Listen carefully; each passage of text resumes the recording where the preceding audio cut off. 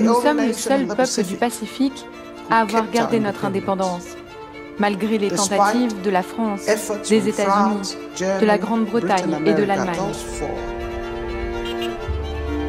L'archipel des Tonga n'a jamais été colonisé. C'est le plus vieux royaume du Pacifique Sud. Les rois s'y succèdent depuis le Xe siècle. Le dernier en date, Tupu VI, a été intronisé en juillet 2015. Une monarchie de 100 000 habitants qui marie le faste désuet de l'aristocratie anglaise aux traditions polynésiennes ancestrales. Nous ne pouvons pas abandonner notre système coutumier parce qu'il détermine notre identité. C'est très important pour nous. Comment ce royaume peut-il encore préserver ses coutumes à l'heure de la mondialisation? Quel type de liens unissent le roi, la noblesse et leurs fidèles sujets? Lord Vaea va nous ouvrir les portes de cette société si singulière. C'est l'un des 33 nobles du royaume. À Houma, son fief, il nous fera découvrir son clan et ses traditions à l'occasion d'une grande fête. Nous avons beaucoup de respect, non seulement pour Lord Vaea, mais pour tous les nobles de Tonga, car ce sont eux qui nous donnent la terre sur laquelle nous vivons.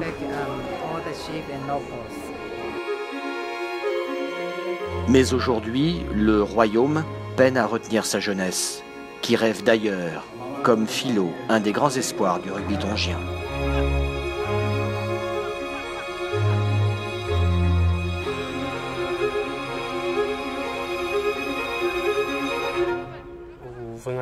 Je ne suis pas sûr de revenir au Tonga. Mon avenir est à l'étranger. Je vais tout faire pour réussir, pour ne pas décevoir mes parents qui se sont sacrifiés pour moi.